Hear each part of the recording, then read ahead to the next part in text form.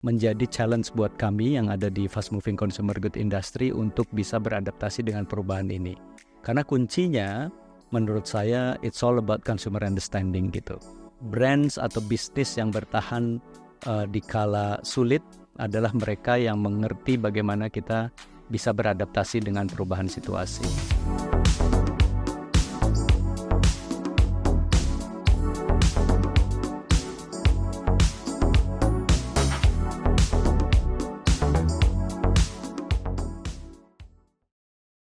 Hello everyone, welcome to Volare Talks. Ini adalah podcast dari Volare Advertising Network.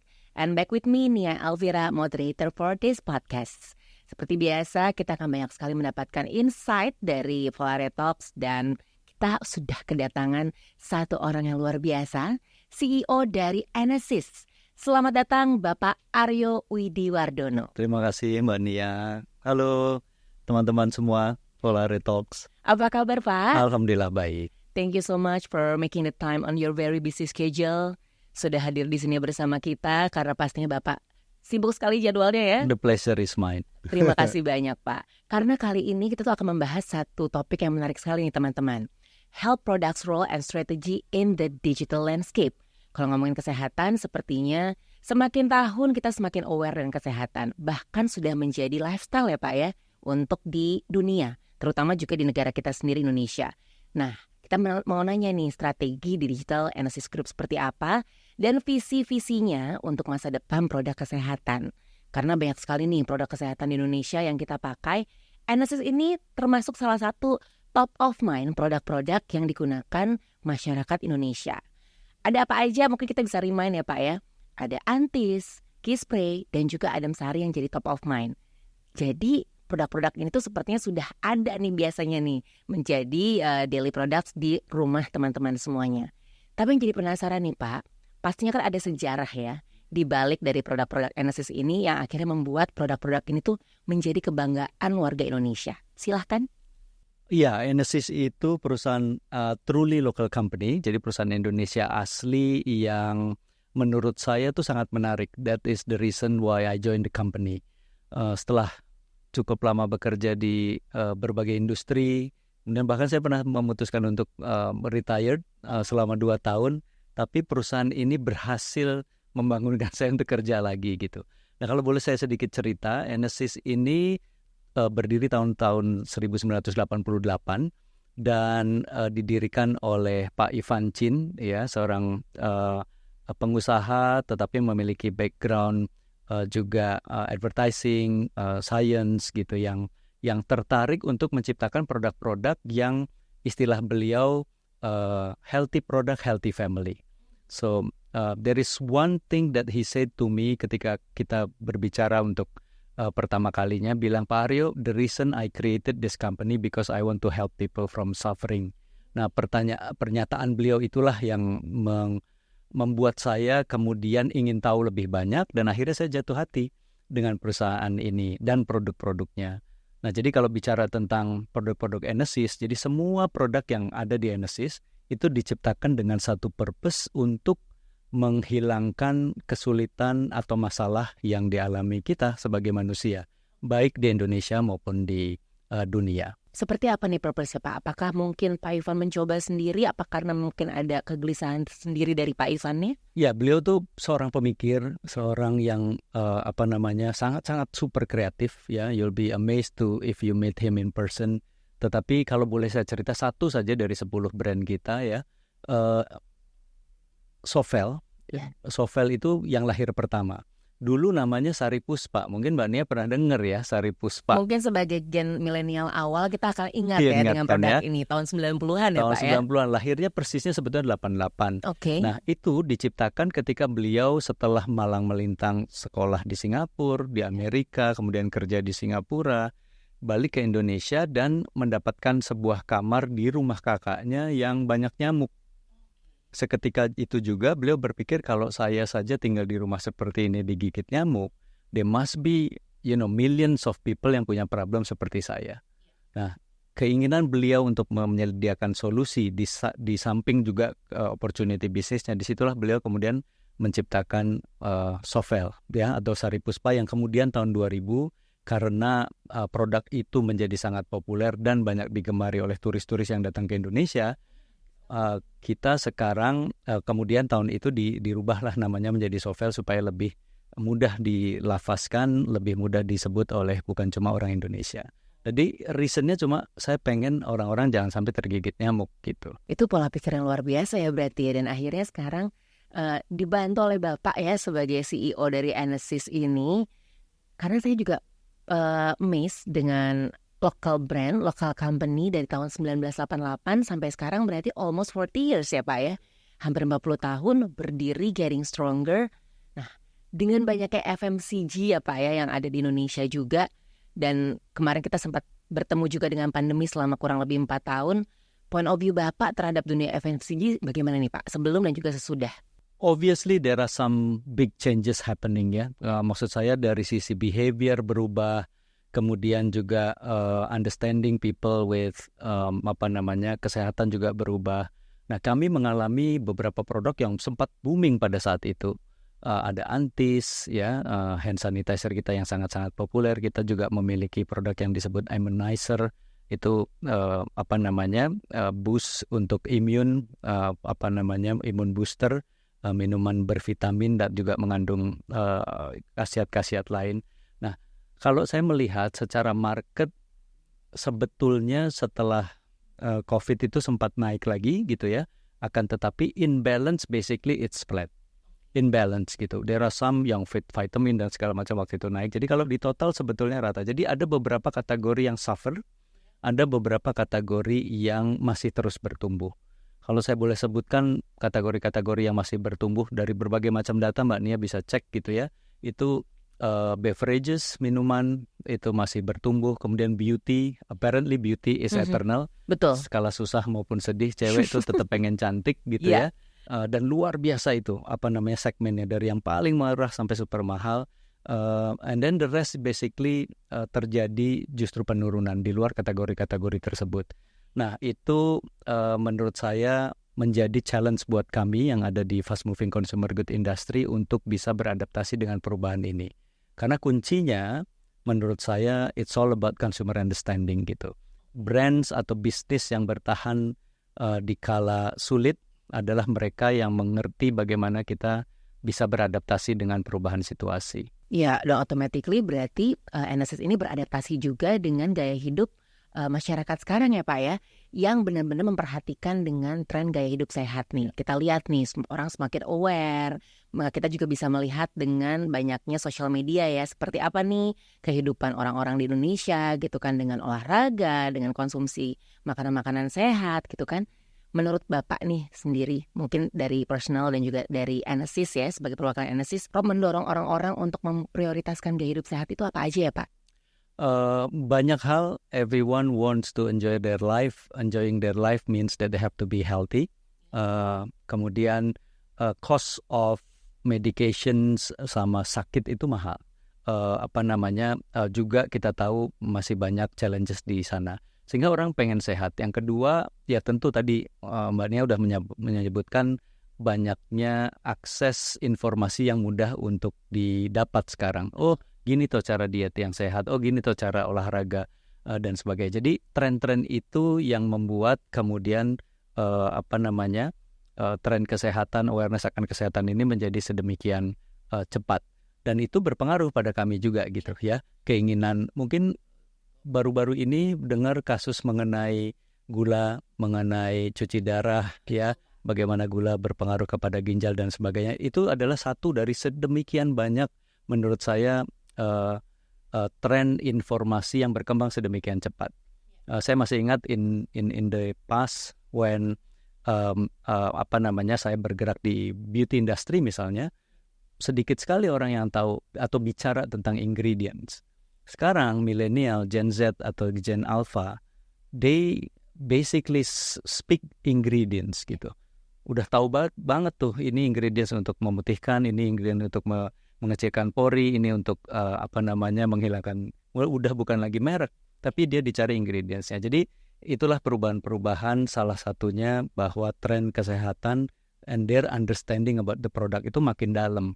Jadi kita harus hati-hati dan lebih bertanggung jawab akan produk-produk yang kita hasilkan.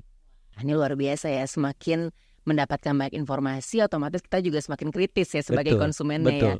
Dan sebagai penyedia produknya nih, Enesis ini, apalagi untuk health products di era digital ya Pak ya, pasti berbeda ya Pak ya. Untuk tahun 88 yang masih analog, akhirnya sampai sekarang kita ke era digital, fokus utamanya jadi seperti apa nih Pak? Lagi-lagi it's all about adaptation ya, bagaimana kita beradaptasi dengan di mana consumer kita berada.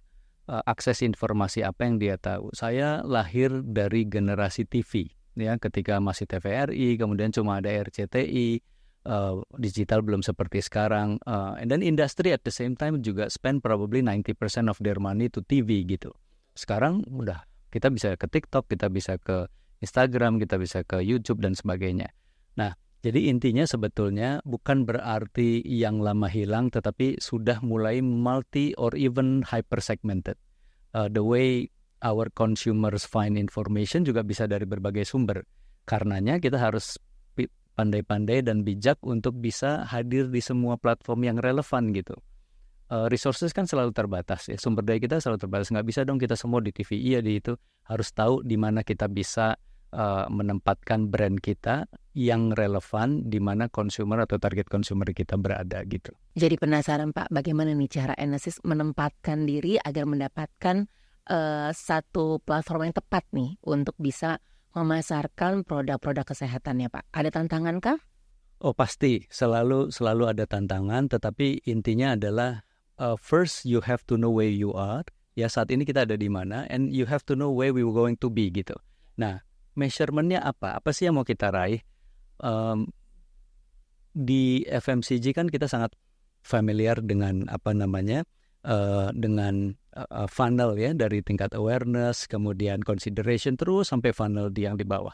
Nah, tinggal kita lihat problem kita ada di mana. Kita juga sangat disiplin melihat kesehatan brand kita yang ditransformasikan dalam bentuk pyramid. Nah, ke pyramid kita tipis, kurus, atau gemuk gitu. Problem kita ada di mana sih? Apakah awareness kita masih kurus? Atau problem kita ada di consideration? Orang tahu tapi nggak pernah mikir beli. Waktu beli, udah beli sekali, terus kemudian dia, udahlah gue cocok, itu bukan brand gue. Yeah. Nah, tantangannya ada di situ. Nah, jadi it's all about fixing everything in the 6-piece or 7-piece, depending on the piece mazhab yang kita ambil. Ya zaman dulu kan kita ada 4-piece marketing itu gitu ya. Ternyata sekarang macam-macam lah, ada tambahan proposition dan packaging misalnya.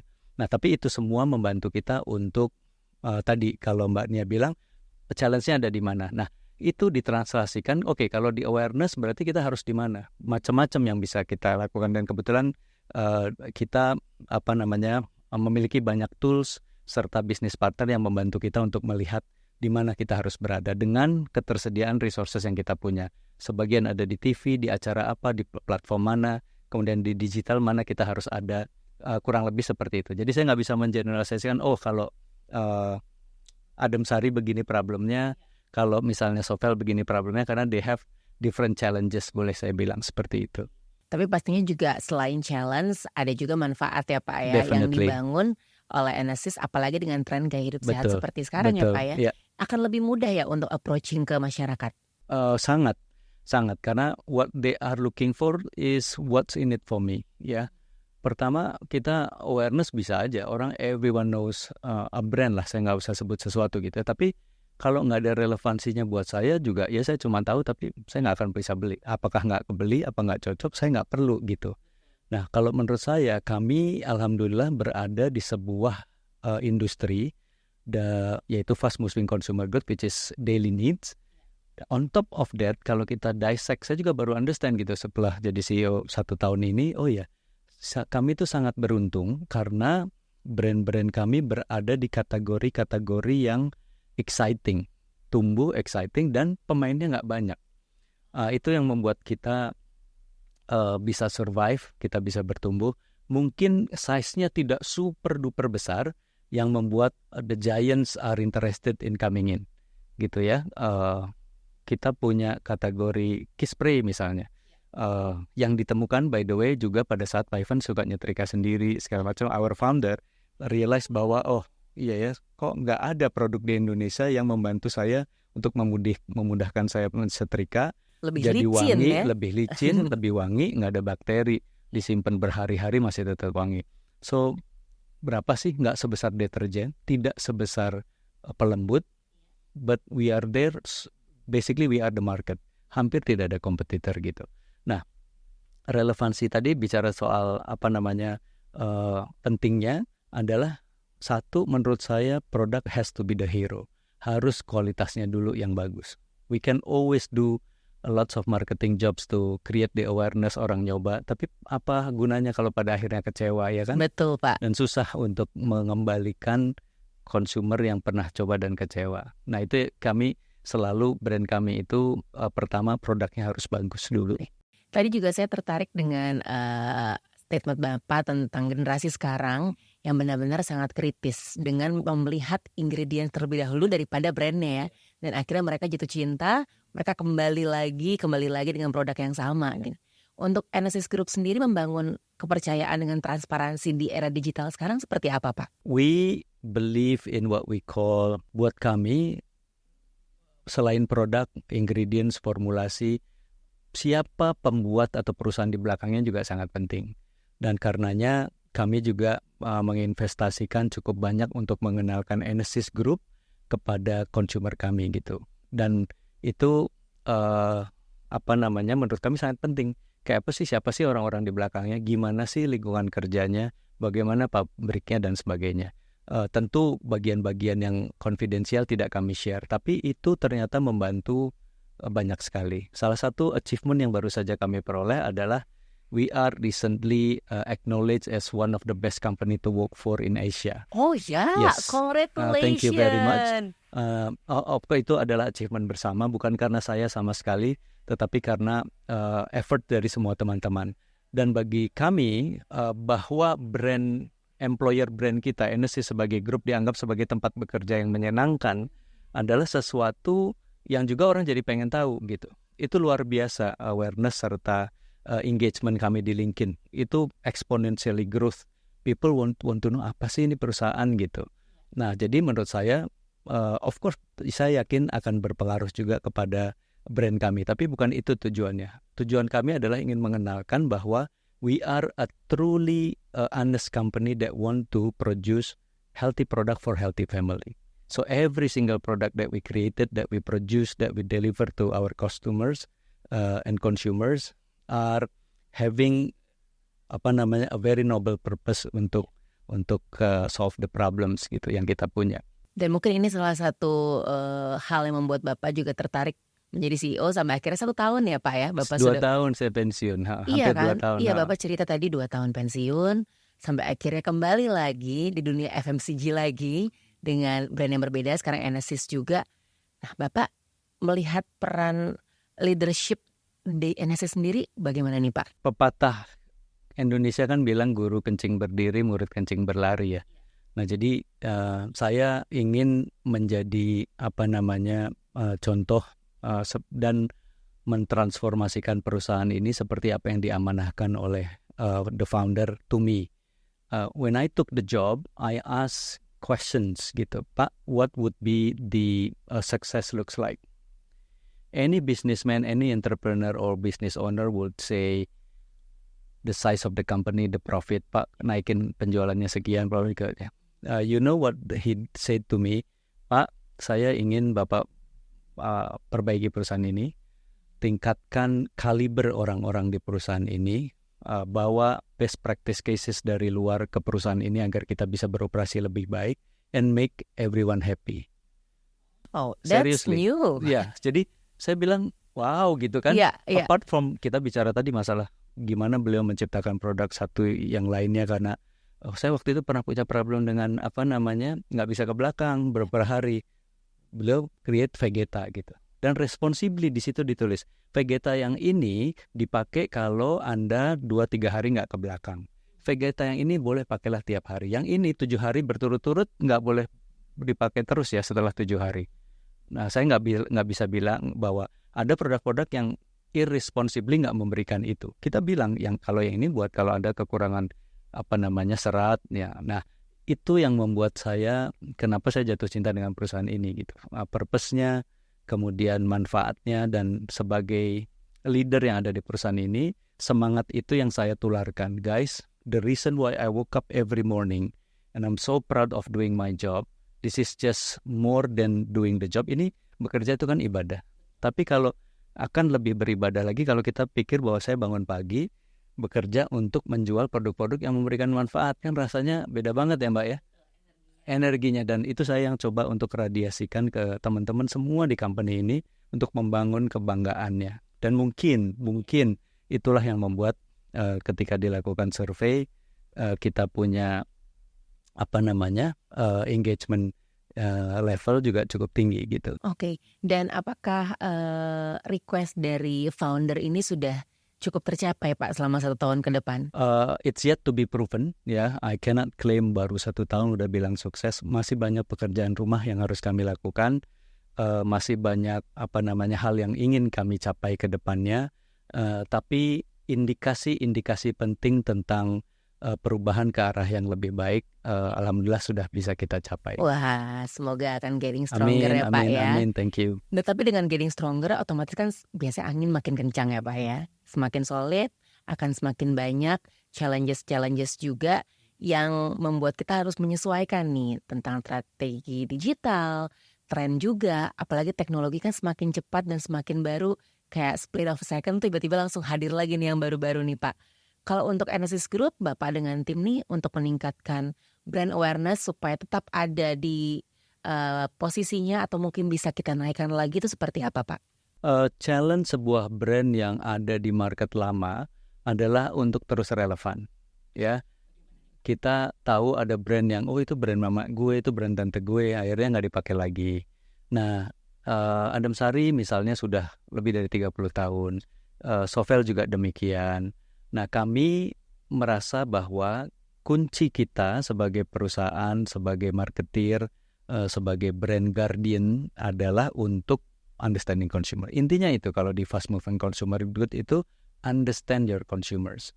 And your consumer is getting younger and younger kan. Those who are older punya uang, tapi ya udah suatu saat dia nggak punya uang. Tapi di sini jangan lupa invest kepada anak-anak baru. Yang mungkin baru kuliah, baru sekolah, nanti suatu saat kan dia punya uang juga gitu. Nah, jadi kami terus untuk merejuvenate ourselves to stay relevant with the situation. Banyak hal yang kami lakukan. Tadi dari sisi iklan juga, kalau kita lihat iklan di awal-awal tahun 90-an dengan sekarang tentunya sudah berbeda gaya bicaranya, tapi intinya tetap sama. Apa sih yang kita jual, manfaat apa sih yang kita lakukan. Kemudian yang kedua, it's the era of co-creation and collaboration. So we are not limiting ourselves by only working alone gitu. Ya, kami juga lakukan banyak kolaborasi dengan berbagai institusi atau individual atau influencer dan sebagainya untuk mengenalkan produk-produk kita. Jadi cara-cara itu yang harapan kami terus bisa membuat brand kita relevan. Wah, jadi memang selalu ada kolaborasi, karena memang sekarang zamannya kolaborasi ya Pak ya. Dan apakah itu juga berhasil untuk Enesis Group sendiri untuk mengembangkan awareness dari strategi digital juga? Berhasil. The key is to select our right partner. Ya, when we co-create or we collaborate, itu harus ada simbiosis mutualisme gitu, saling menambahkan sih. Kita kuatnya di apa sih? Misalnya kita kolaborasi sama rumah sakit. Rumah sakit ya dikenal sebagai institusi yang memberikan pelayanan kesehatan. Kita punya produk yang kebetulan pada saat itu dan sekarang juga masih relevan, memberikan salah satu benefit yang dibutuhkan, yaitu cuci tangan atau melakukan sanitasi tangan dengan cepat gitu ya. Di situ kita kerjasama dengan rumah sakit untuk antis misalnya. Yang menarik Mbak Nia, saat ini kami banyak bekerja sama dengan Departemen Kesehatan untuk tahun ini, tahu kan ya, kasus DBD kita luar biasa tinggi. Sampai dengan bulan April Mei itu hampir sama dengan total yang terjadi tahun lalu. Jumlah yang sakit, jumlah yang meninggal. Jadi menjadi perhatian besar untuk pemerintah. Nah, sebagai brand yang basically the market in this segment, kami tidak hanya berpikir untuk kesempatan jualan nih, tapi justru kami melihatnya sebagai kesempatan untuk mengedukasi. Jadi baru-baru ini kami bekerja sama dengan beberapa area yang kebetulan banyak mengalami masalah kenaikan DBD untuk campaign Sovel ya, dengan Banyuwangi, dengan Jember, nanti ke depannya juga ada beberapa kabupaten dan kota lagi yang kita lakukan dan di-endorse dengan baik oleh Departemen Kesehatan. So our product is not just there to be sold, tetapi juga memberikan makna gitu ya. Karena kami yakin kami memiliki kontribusi untuk memberikan positive difference to people's life lah, mencegah banyaknya bayi umur 0 sampai 14 yang meninggal. Dari 100% orang yang kena, itu 72%-nya yang meninggal itu umur di bawah 14 tahun.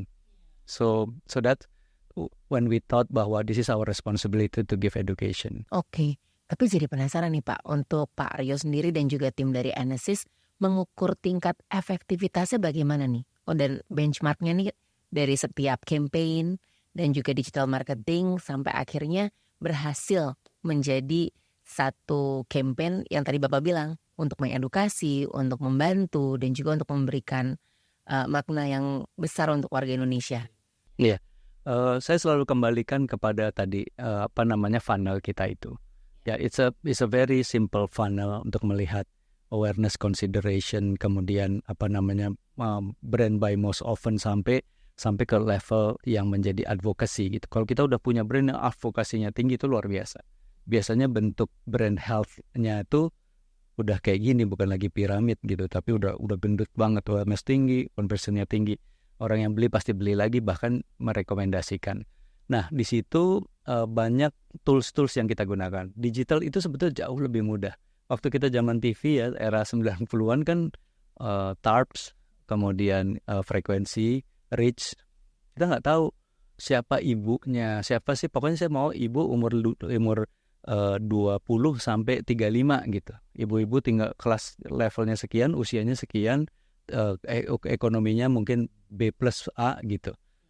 But in digital, you have an opportunity to see even deeper gitu. Itu yang saya suka dari digital. Jadi sekarang kan kita di YouTube ada measurement-nya, di Instagram ada measurement-nya, di Facebook juga demikian. Pokoknya Meta menyediakan banyak hal. Jadi tools yang kita gunakan adalah tools yang kita bisa lihat return on investment dari setiap hal yang kita taruh di sosial media atau di digital gitu. Jadi banyaklah ada SOE, SOM dan sebagainya. Ini juga bisa membantu untuk teman-teman semuanya ya, di sini barangkali ingin membangun startup atau juga bisnis-bisnis, karena ya semua memang dimulai memang start from scratch ya Pak ya. Seperti tadi Bapak sempat cerita juga di selama kita belum on air ya, bagaimana founder Bapak Ivan ini benar-benar start from scratch untuk bisa membentuk Enesis sampai 36 tahun loh Pak. Ya kan? Bapak happy nih Pak selama 1 tahun di sini Pak? Alhamdulillah masih semangat tiap hari berangkat kerja. Saya punya prinsip kalau 3 hari berturut-turut saya tuh rasanya males ke kantor gitu atau bekerja, there must be something wrong with my job gitu. Dan so far saya tidak pernah punya perasaan itu. Yang selama 3 hari berturut-turut kayak males, aduh berarti udah ada yang nggak benar nih dengan pilihan saya. Saya merasa challenge-nya banyak sekali, tapi challenge yang membuat saya justru excited untuk memberesin itu gitu. Oh ini belum beres ya, ini masih bisa dikembangkan ya. So I spend lots of time juga untuk visit ke market, datang ke toko-toko, ke pasar-pasar. I love the smells of traditional. Bapak langsung belusukan ceritanya? Iya, saya senang. Saya spend. As a CEO? Iya, nggak ada yang aneh kan dengan itu. Ya mungkin memang tidak aneh, tapi untuk satu, ini kan karena Enesis Products ini kan memang masif sekali ya Pak ya. Dan itu bisa didapatkan mulai dari yang premium store sampai yang Bapak tadi bilang ya, sampai ke pasar tradisional. And Bapak melakukan itu ke semua lininya ini Pak? Semua, saya datangin udah berbagai area besar dan harapan saya ke depannya saya masih terus ingin mendatangi semua area yang penting. Banyak hal yang bisa saya lakukan di situ. Pertama, there's always an insight. There's always a feedback and input yang kami, bahkan saya suka ajak my BOD juga untuk datang sama-sama ke pasar, ke modern trade dan traditional trade. Yang kedua, memberikan motivasi teman-teman di area. Mereka kan jarang sekali datang ke Jakarta. Kalau tidak ada annual conference atau meeting tahunan gitu ya, dengan diliatin. Yang ketiga udah pasti pasarnya diberesin kalau saya datang gitu kan. Jadi mau nggak mau diberesin pasarnya. Yang keempat, saya ketemu bisnis partner, distributor kita di sana.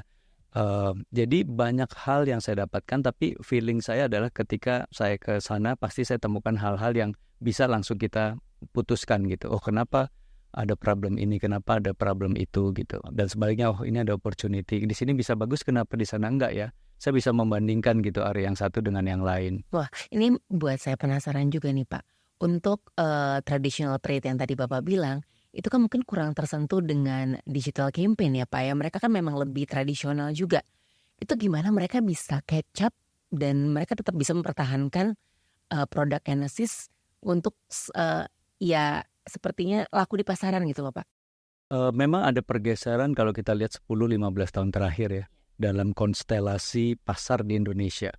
Saya masih ingat Deloitte pernah bikin riset, oh someday yang akan besar itu hypermarket dan pasar tradisional dan sebagainya. Tapi sekarang itu memang ada pergeseran. Kontribusi tradisional market memang makin mengecil, tapi saya yakin tidak akan pernah hilang. Warung-warung di residensial, warung-warung di kampung-kampung, di gang-gang kecil, padahal jaraknya mungkin less than 50 meters dari dua minimarket yang satu A, yang satu I itu ya. Itu ternyata mereka punya pasarnya masing-masing. Dan itu kita dapatkan setelah kita melakukan consumer immersion, setelah kita melakukan consumer visit, datang ke rumah, Bu bisa belanja produk ini di mana?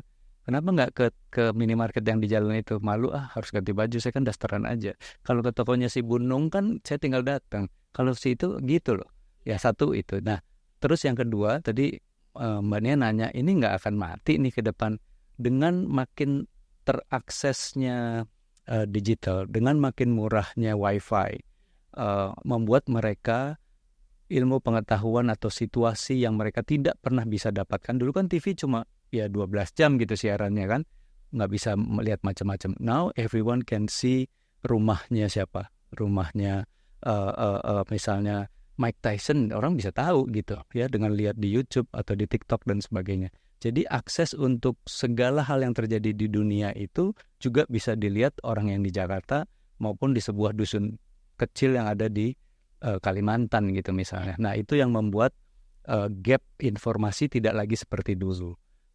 Karenanya produk-produk kita akan masih punya chance untuk bisa hidup dimanapun. Karena dia produknya dicari, yang penting yang dekat rumah gue gitu. Benar Bang. Pendekatannya luar biasa ya sih berarti ya Pak ya. Masuk ke semua lini dengan adanya teknologi juga membuat semua warga di Indonesia ini jadi makin aware dengan kesehatan itu sangat penting untuk diri sendiri. Karena memang badan cuma satu, kita hidup juga cuma sekali gitu ya Pak ya. Otomatis jadi Enesis Group punya visi lagi nih Pak nih. Visinya ke depan nih seperti apa nih Pak? Visinya ke depan buat saya simple, buat kami semua simple. We want to become a company that helps more people in the world, not just in Indonesia. Currently we are present in 13 countries. Betul, kita ada di 13 negara. Di Asia Tenggara hampir semua. Sovel kita itu market leader di Thailand, di Vietnam, di Philippines. Di Singapura juga cukup visible ya kalau bisa kita lihat. Adem Sari kita yang di luar dikenal dengan nama Sensakul itu sangat terkenal di Hong Kong dan di China gitu. Kemudian barang-barang kita juga ada di Middle East, ada di African country. So hopefully ke depannya kita bisa presence di lebih banyak negara, membawa nama Indonesia, membawa brand Indonesia keluar. Yang kedua, harapan kami juga kami terus melakukan inovasi, mengeluarkan produk-produk yang bermanfaat bagi manusia. Gitu ya. Belum lama ini kan kami punya Plosa. Mungkin Mbak Nia pemakai Plosa. Untuk Plosa sebagai gen milenial harus ada dong Pak. Sahabat biar para culture jompo. Ya kalau kata anak-anak zaman sekarang ya. Nah ini juga suatu penemuan kita di mana dalam satu produk bisa ada 4 fungsi, buat dioles, buat dihirup, buat dikerok, buat melakukan pijat gitu. Nah jadi would be very interesting. Yeah. Stay tune. Ya, itu sugesti sekali loh Plosa itu loh Pak sebenarnya. Akan banyak lagi produk-produk yang mungkin belum ada di pasaran yang menarik buat dan bermanfaat buat kita semua. Oke, ini sebelum closing mungkin karena Bapak tadi menjelaskan tentang Plosa, itu juga founder juga yang tiba-tiba ada satu kejadian hidupnya gitu yang membuat oke, aku mau bikin Ya, pizza beliau nih. punya asma. Beliau Oke. punya asma, beliau kadang sulit tidur, dan tadinya pakai berbagai macam produk gitu loh. Kenapa nggak dijadiin satu aja? Yang satu buat hirup-hirup gitu kan, kemudian juga bisa buat pijit-pijit gitu kan, bisa buat kerok-kerok gitu, atau oles-oles gitu. Dan lahirlah Plosa yang menjadi inovator yang pertama di kategorinya. Luar biasa, no wonder ya Bapak yang dari 2 tahun pensiun ingin kembali lagi bekerja karena akhirnya bertemu satu founder yang meyakinkan Bapak untuk bisa membantu orang lain sekarang ya Pak ya. Saya merasa ini bukan kerja gitu. Sebenarnya ya of course this is work, tetapi bekerja tapi sekaligus beribadah juga. Gimana sih rasanya bekerja kan, find a job you love and you will never have to work a day in your life. Confucius kan pernah bilang seperti itu. And I think I have one. Wah, Gitu. alhamdulillah ya Pak ya, senang Asik. sekali mendapatkan satu insight yang luar biasa. Tapi sebelum kita pamit nih Pak, satu pertanyaan mungkin dari saya untuk Enesis, what's next-nya udah. Kalau untuk Pak Aryo sendiri, Saya sudah 50 plus, I'm 53 right now. I'm in a stage of life where I think what I see the world itu lebih ya usia saya udah tinggal nggak lama lah gitu ya. Jadi saya ingin manfaatkan hidup saya itu, satu, menikmati hidup ya di usia umur yang tersisa. Yang kedua, memberikan manfaat yang banyak untuk masyarakat dan dunia. Karena sebaik-baiknya manusia itu yang bermanfaat untuk orang lain. Nah, jadi harapan saya dengan salah satunya menjadi CEO-nya Enesis, dan ada beberapa role lain dalam hidup saya yang saya lakukan. Harapan saya bisa jadi bermanfaat, manusia yang bermanfaat buat orang lain. amin. Thank you so much for Sama-sama. your great energy Bapak. Thank you. Ada yang mau Ya. disampaikan mungkin oleh teman-teman yang mendengarkan sekarang dari obrolan kita hari ini Pak? Mungkin teman-teman kalau boleh saya share pembicaraan kita kurang lebih 1 jam ini. Yang pertama adalah keep innovating, ya, keep innovating, understand your consumers, understand your consumers. Kemudian yang ketiga dari saya, jangan menyerah, ya, start small, think big, and move fast. Wah, terima kasih banyak Bapak atas insight yang luar biasa dan juga energi yang luar biasa. Terima kasih. Semoga juga teman merasakan ya seperti apa energi yang didapatkan di studio Volare ini. Thank you for having me. Thank you so much for coming Bapak sekali lagi. Dan untuk teman-teman semuanya, saya juga mau mengajak untuk be in touch terus ya dengan Volare di Instagram page kita @VolareIndonesia. Dan mungkin Bapak juga mau share barangkali kalau misalkan ada social media dari Enesis. Ya, kita ada Enesis, ada di LinkedIn ya, untuk teman-teman yang pengen tahu Enesis itu kayak apa sih, orang-orangnya, perusahaannya. Kami juga ada di Instagram khususnya untuk brand-brandnya ya. Semua brand-brand kami hadir di Instagram, dan sebagian juga ada di TikTok. Oke, terima kasih banyak Bapak. Terima kasih. Banyak teman-teman yang sudah menonton. Saya Nia Helvira. Dan saya Aryo Widiwardono. See you on the next episode. Bye. Bye.